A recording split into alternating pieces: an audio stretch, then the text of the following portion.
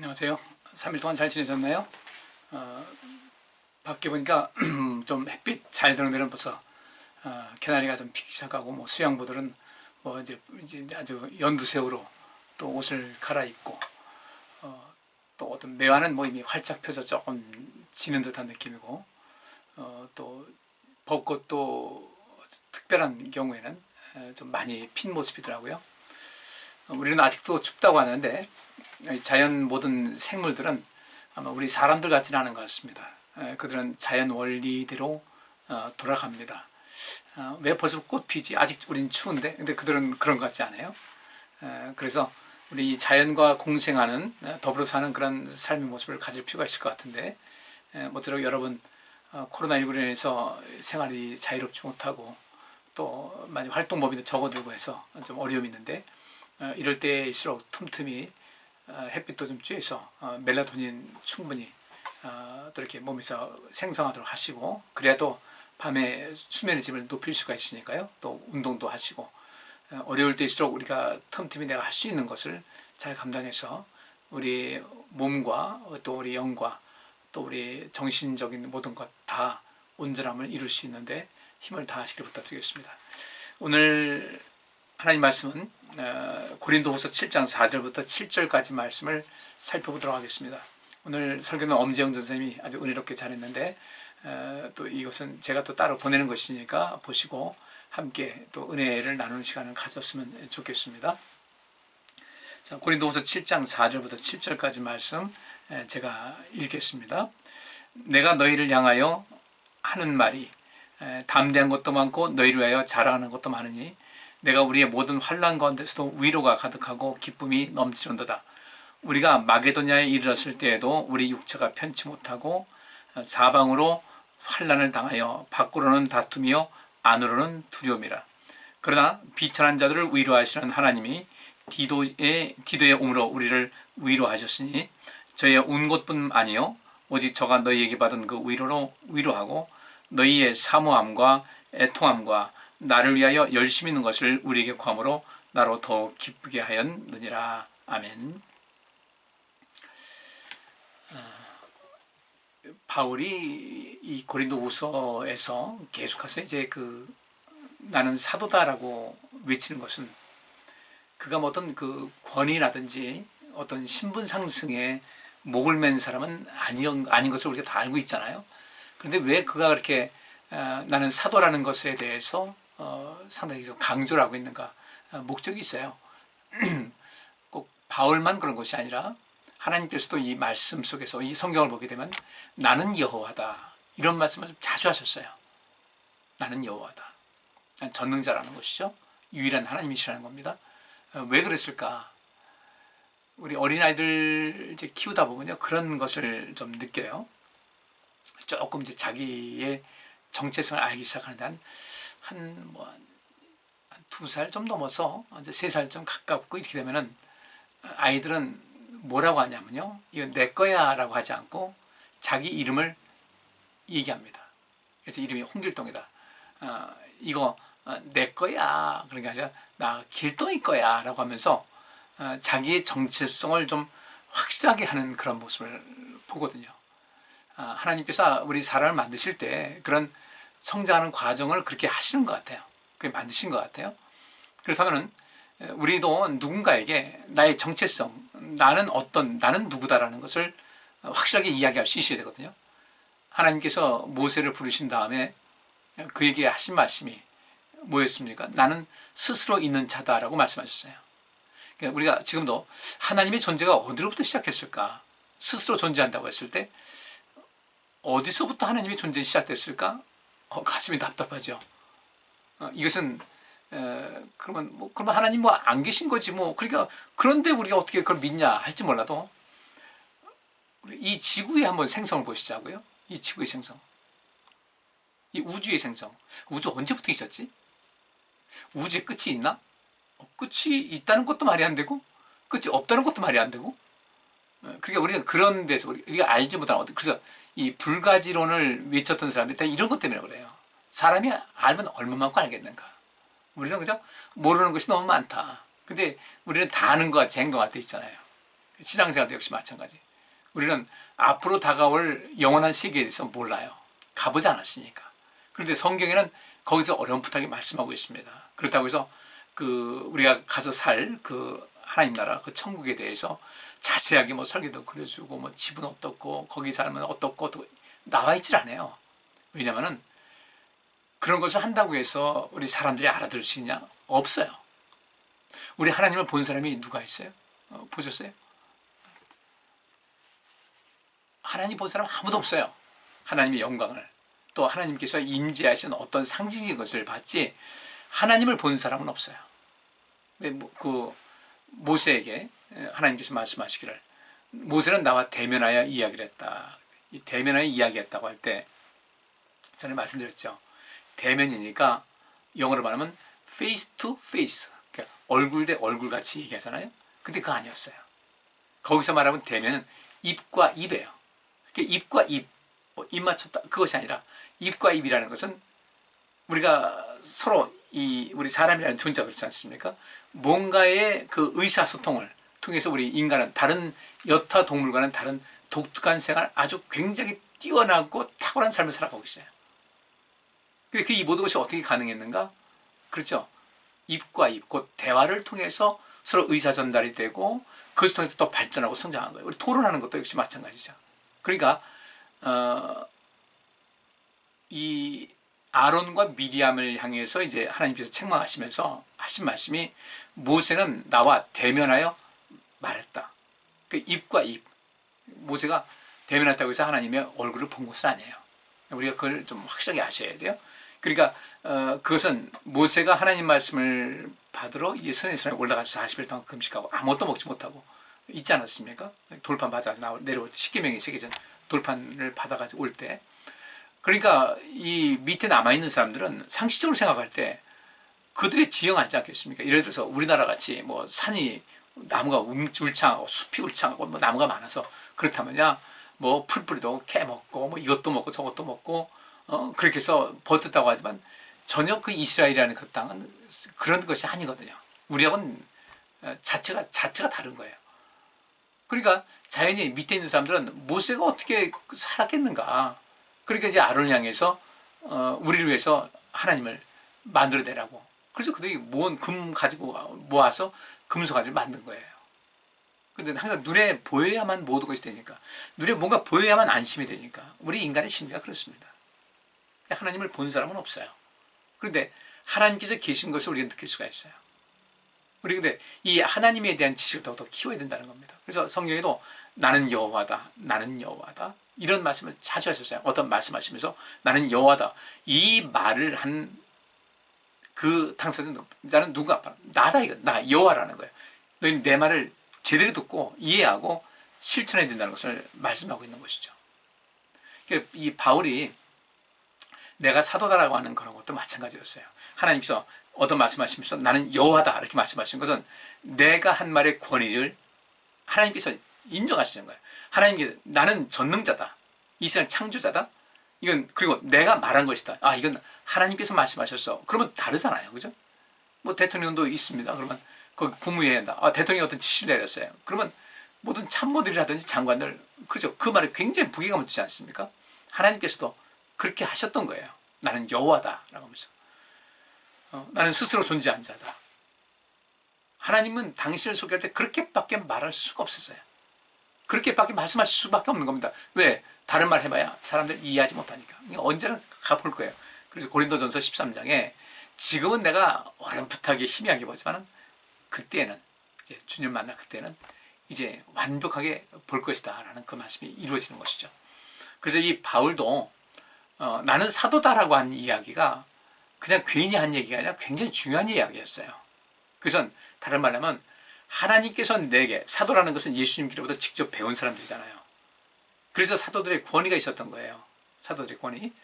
근데 우리는 직접 배우지 못했죠. 근데 우리도 권위가 있어야 돼요. 이 세상을 향해서 권위가 있어야 되고 서로가 서로에 대해서 또 권위가 있어야 되는데, 그 권위라는 것이 왜 그런가? 예수님께로부터 직접 배웠다. 예수님께로부터 동고동락을 했다. 함께했다. 동역자가 됐다. 그러니까 그들은 남다른 사람이라고 여기지는 것이죠. 똑같은 겁니다. 뭐 이 세상에서 뭐 공부를 어떻게 했다, 뭐 교수가 됐다, 뭐가 됐다, 뭐가 됐다. 그 권리 인정하는 거예요. 그런 데서 마찬가지로 이 사도가 됐다는 것은 그 주님께로부터 받은 어떤 메시지, 직접 받은 메시지, 배운 것, 또 익힌 것, 이런 모든 것이 다 총체적으로 있기 때문에 그들의 말이 하나의 산 증인이 된다는 겁니다. 그 승천하실 때 거기 모인 사람들에게 예루살렘부터 온 유대와 사마리아 땅끝까지로 내 증인되라고 했을 때 그 증인에 대한 것은 권위가 있는 거예요. 그래서 법정에서도 증인 선서를 합니다. 난 사실만을 말할 것이다. 이 사실과 사실이 아닌 이야기를 했을 때 내가 처벌을 받게 됐다. 처벌을 받겠다.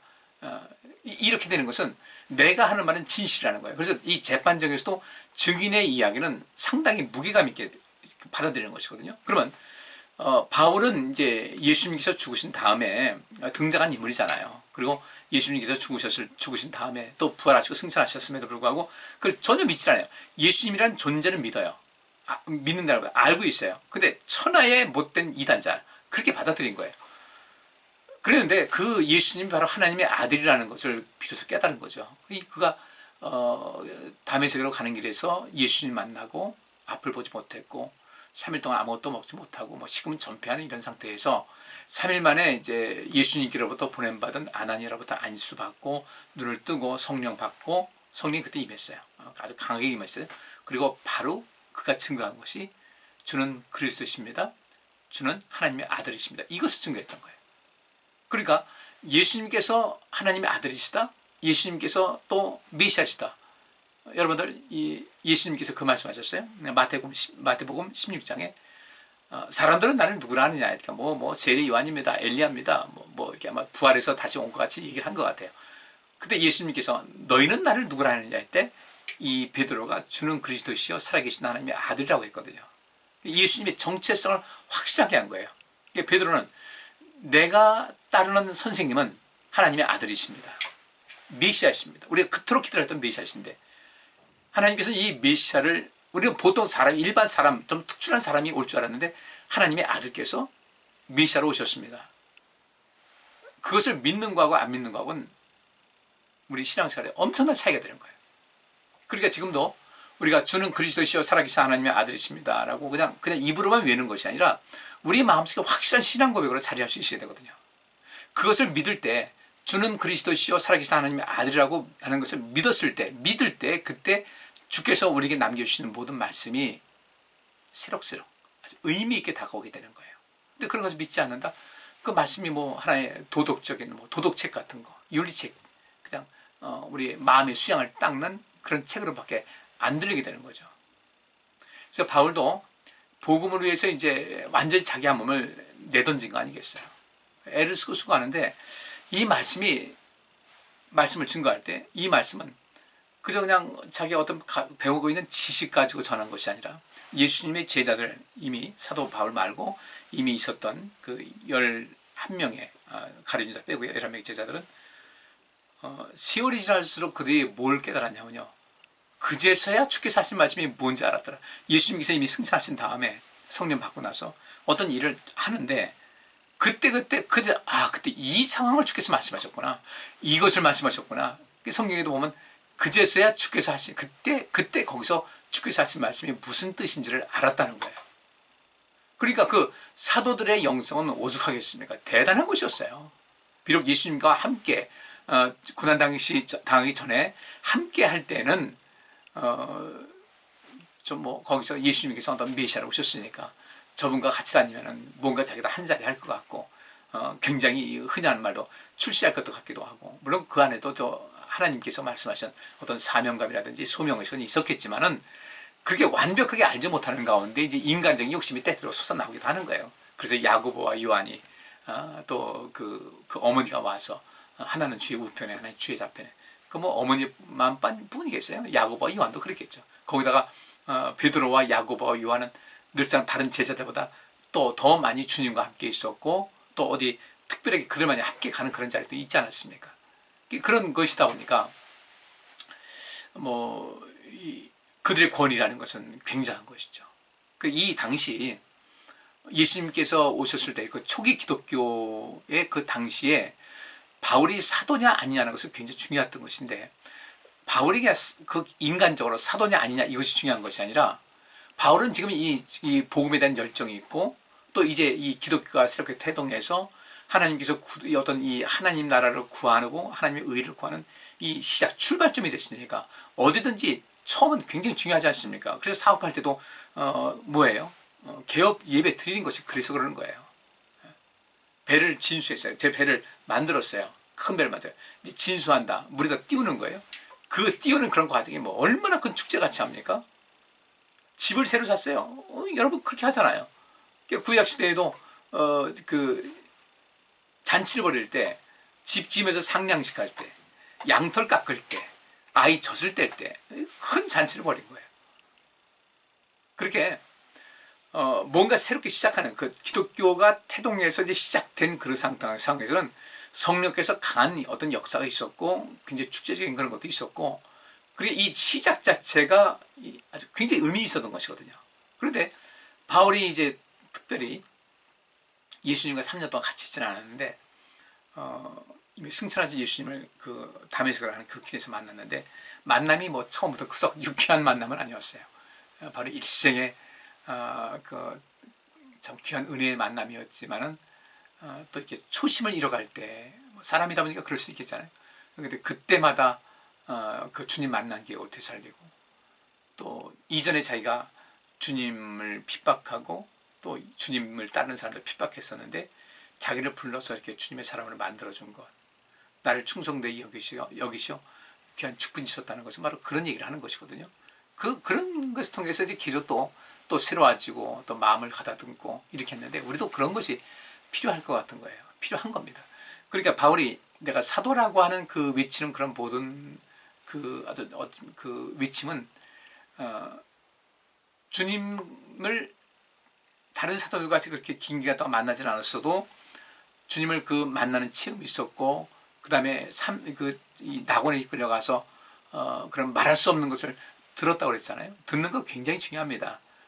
보는 것은 누가 옆에 간섭하지 않아도 혼자서 다 볼 수가 있는데, 들었다는 것은 누군가 이야기가 화자가 있기 때문에, 화자가 있기 때문에 청자가 들은 거예요. 그러면 그 바울은 청자 아니에요. 청자. 우리가 보통 TV를 보면서 들을 때 시청한다고 하듯이 바울은 청자였어요. 듣는. 물론 시청이었겠죠. 주님 보면서 이제 들었는데, 많은 것을 들었다. 그러면 많은 것을 들었다 할 때 바울에게 말하는 화자가 누구냐요? 말하는 화자? 예수님이었죠. 뭐 많은 것을 들은 거예요.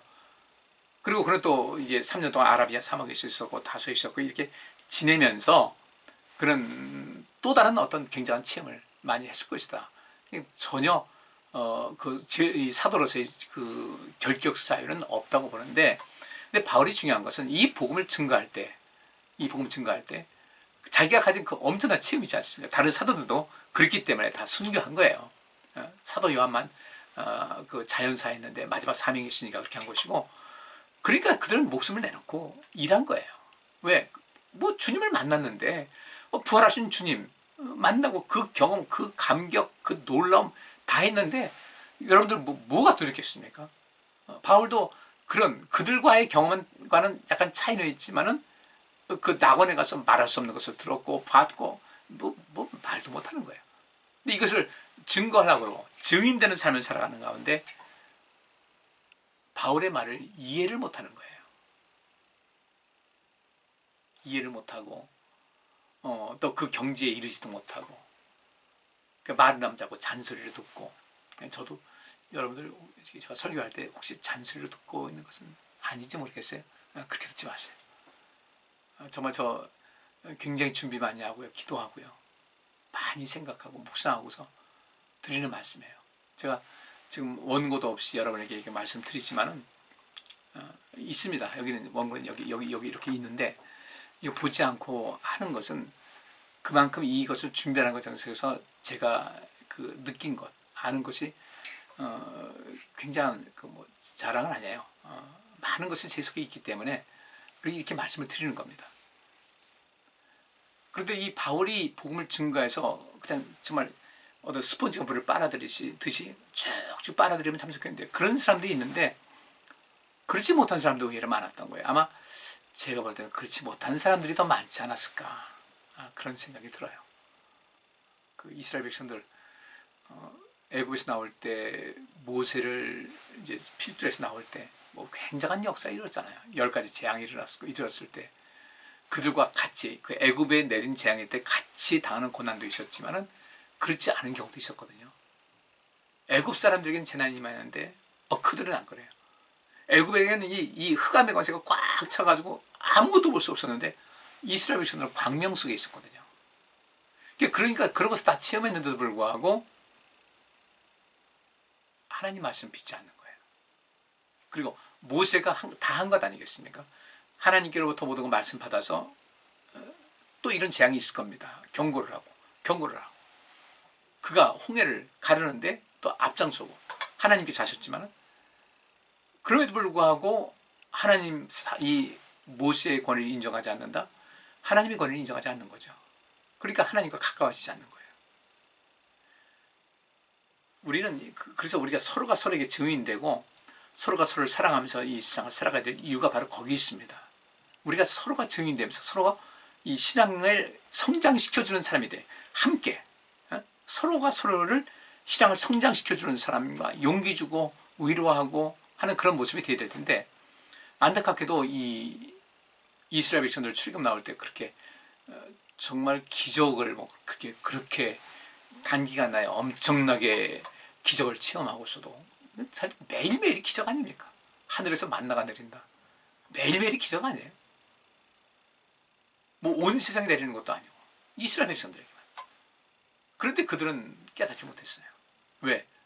하나님에 대해서 제대로 알지 못해서 그래요. 하나님이 누구신가에 대해서 알아야 해요. 그래서 호세아가 외치기를 우리가 하나님을 알자, 하나님을 알자, 힘써 알자라고 했던 것이 그것이었어요. 바울도 그래서 그 앞에 1, 2, 3절 거기 이제 제가 넘겼는데 거기 그런 말씀이 있죠. 여러분은 마음을 넓혀서 우리를 받아주고 우리를 알아달라. 알아달라는 것은 뭐 인간적으로 알아달라는 것이 아니라 주님께서 보내신 사람으로, 또 주님께서 사명에서 이 말씀을 증거하는 것으로, 우리가 하는 말은 곧 하나님께서 우리에게 주신 말씀으로 받아달라는 거예요. 그것 때문에 우리를 좀 받아달라는 것이지, 뭐 바울이 이들에게 대접받고 인간적인 대접받고자 하는 그런 것은 전혀 없었어요. 저도 마찬가지고요. 여러분께서 담임 목사님 저를 마음을 넓혀서 받아줘야 될 이유가 거기 있어요. 뭐 인간적으로 보면 뭐 서운할 때도 있기도 하겠죠. 또 서로 오해 때문에 또 그런 것도 있기도 하고. 근데 그런 거 버리셔야 돼요. 그런 거 버리셔서, 여러분도 그러잖아요. 우리 자녀들 학교 다닐 때 선생님을 여러분 어떻게 대했어요? 우리 자녀들 선생님이요. 가서 막 따지고 하셨어요? 안 그랬죠?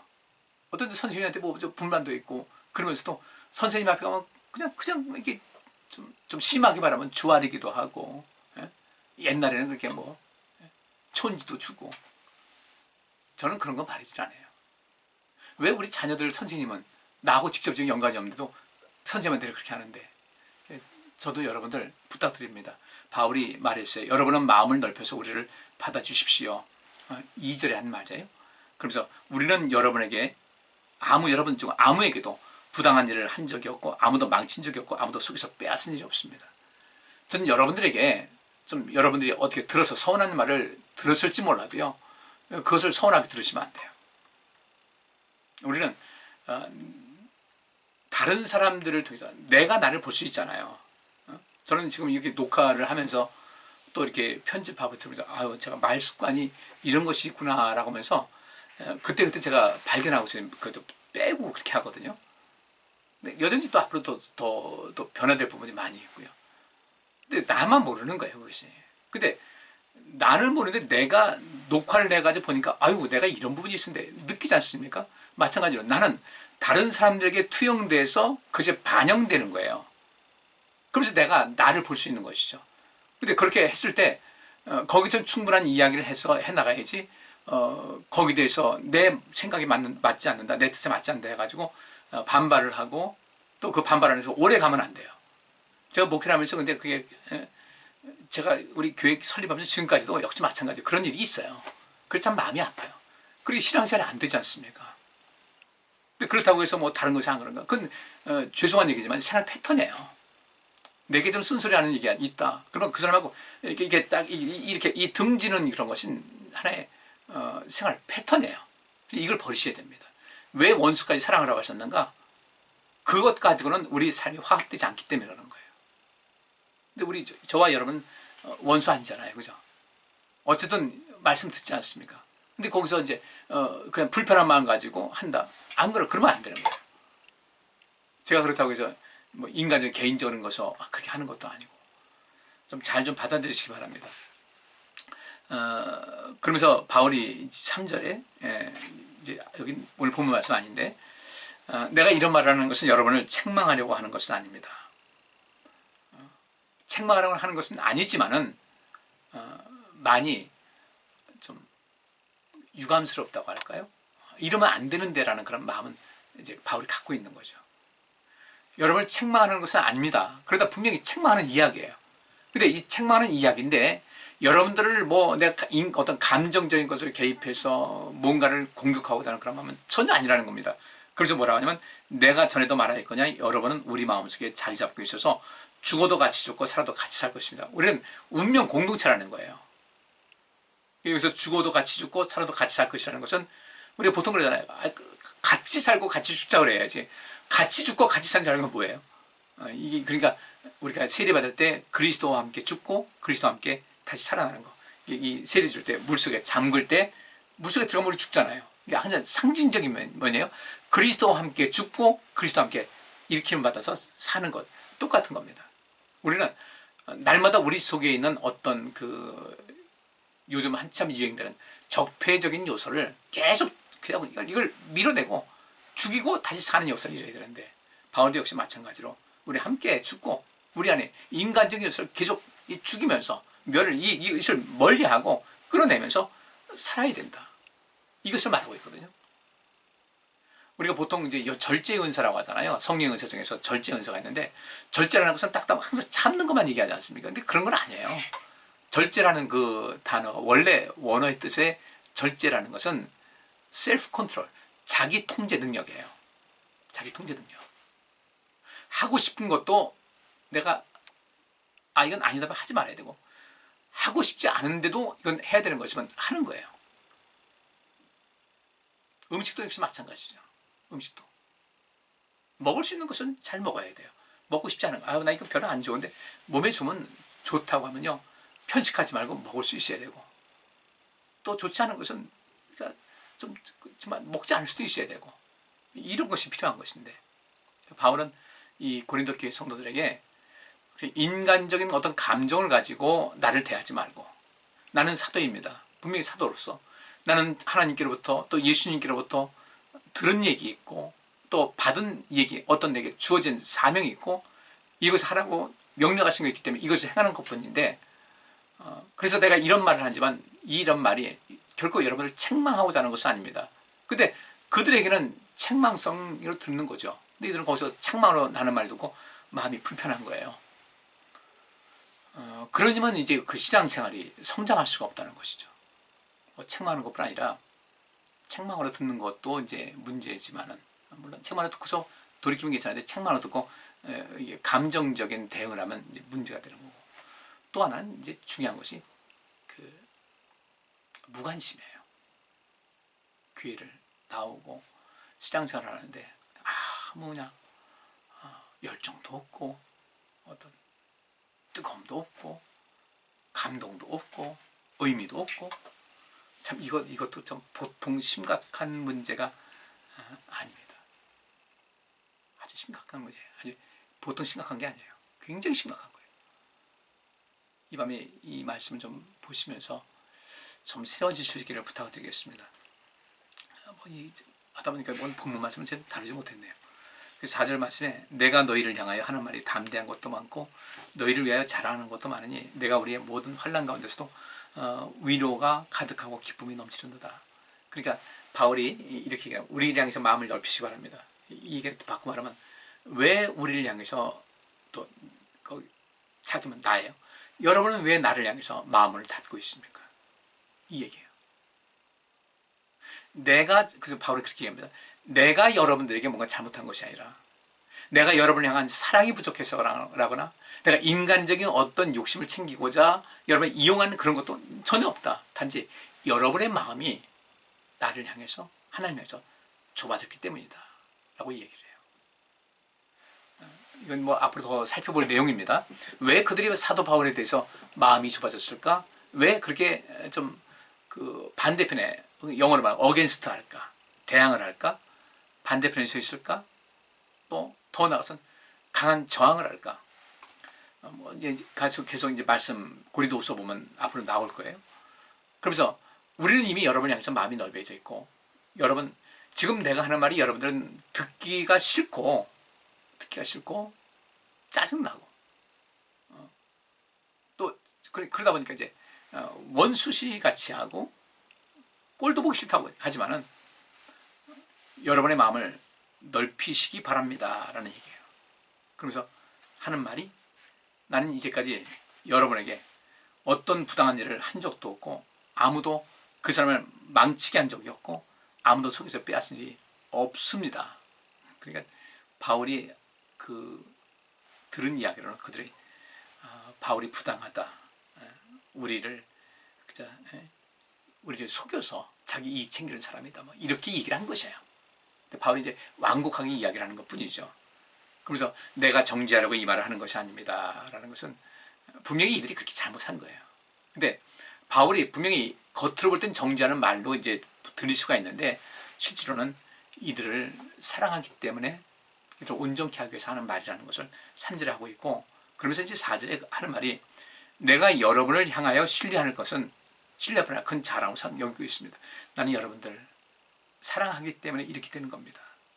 그래서 내가 너희를 향하여 하는 말이 담대한 것도 많고 너희를 위하여 자랑하는 것도 많다는 것은 나는 여러분을 신뢰할 뿐 아니라 큰 자랑으로 여기가 있습니다.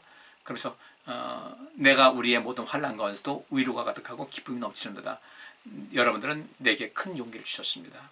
내가 고통 중에 있을 때 위로와 행복을 주었습니다. 아마 이건 하나님 편에서 있는 사람들이겠죠. 뭐 바울을 맞서고 하는 사람들이 바울에게 큰 위로가 됐겠어요. 그래도 바울이 이 가운데서 힘을 다해서 하는 것은 그 가운데서도 하나님의 편에 서서 그렇게 힘을 주는 것. 그러니까 이 바울은, 그러니까 이 교회의 또 분위기가 이런 것이 있으니까 분명히 지금은 그 반대편에 서 있는 사람도 바꿔서 돌아오게 될 것이다. 그래서 이제 5절에 우리가 마게도냐에 이르렀을 때에도 우리 육체가 편치 못하고 사방으로 환난을 당하여 밖으로는 다툼이요 안으로는 두려움이었는데 이때 하나님이 디도를 보내셔서 우리를 위로했는데 그 위로가 무엇인가 봤더니 디도가 와서 하는 말이, 고린도 교회에서 나를 얼마나 선대해주고 굉장히 많은 위로를 주었고 또 여러분 중에 하나님의 은혜를 사모하고 바울을 보고시키려 하고 열심히 있는 그런 것을 보고 얘기해 준 거예요. 디도가. 그것 때문에 이 바울이 굉장히 큰 용기를 받은 겁니다. 이제 우리 성도님들, 하나님 반대편에 서 계시지 말고요. 신앙생활이 그냥 별로 의미 없이 되지도 마시고 정말 의미 있어야 돼요. 일상생활에서 늘 그 하나님과의 그 관계를 유지할 수 있어야 돼요. 늘 유지하면서 모든 것이 되는 것인데, 그리고 우리가 좀 살기 쉽지 않은 세상이잖아요. 어떻게 이것을 이길 수 있을까? 우리가 서로가 서로를 돌아보고 위로하고 용기를 주는 가운데 우리는 앞날 힘있게 살 수 있는 것이거든요. 고린도 교회 조금 부정적인 이런 것으로 향한 사람들이 많이 있어서도 그 안에서 하나님의 일을 위해서 애쓰고 주님 편에 서서 주님을 위해서 정말 수고하는 이런 사람들이 있었다는 것. 바울은 그것만으로도 위로를 받은 거예요. 다는 아니더라도. 더 많은 사람들이 하나님의 반대편에 서서 교회를 어떻게 한다 할지라도, 그렇게 한다 할지라도 그렇지 않은 사람들 때문에 바울이 위로가 되고 힘이 되는 거예요. 바울에게 위로가 된다는 것은 하나님께도 큰 위로가 되겠죠. 하나님이 위로가 필요해요? 위로 필요하죠. 당연히 필요하죠. 우리 때문에 기뻐하시는 거예요. 우리 성도님들, 오늘 이 말씀을 듣는 여러분들, 여러분 때문에 꼭 하나님께서 기뻐하실 만한 그런 삶을 살아갈 수 있기를 바랍니다. 우리 교회에서도 함께 서로 많이 위로하시자고요. 가족들도 마찬가지고요. 우리 열심히 주님 섬기십시다. 반대편에 서 있지 말고 무의미한 신앙생활을 이제 졸업하고 정말 우리 마음 넓혀서 좀 제대로 된 신앙생활 하시면서 온전한 길을 걸어갈 수 있는 우리 모두가 될 수 있기를 바랍니다. 오늘 여기까지 말씀을 마치겠습니다. 기도하겠습니다. 하나님 감사합니다. 주님의 은혜 속에서 우리가 더욱더 날마다 새로워지게 하시고 우리가 주님 반대편이 아닌 주님 편에 서서 항상 서로를 격려하고 위로하며 힘이 되며 그래서 천성에 나갈 때 서로 밀어주고 끌어주는 그래서 끝까지 견디고 주님 나라의 온전한 모습으로 당당하게 입성하는 우리 모두가 될 수 있도록 복내려 주옵소서. 이 밤도 우리 모두를 평안케 하소서. 매일매일 때마다 일마다 우리와 함께 하시는 주님과 늘 가까이 하며 교제하며 사는 우리 모두가 되게 하여 주옵소서. 예수 그리스도 이름으로 기도합니다.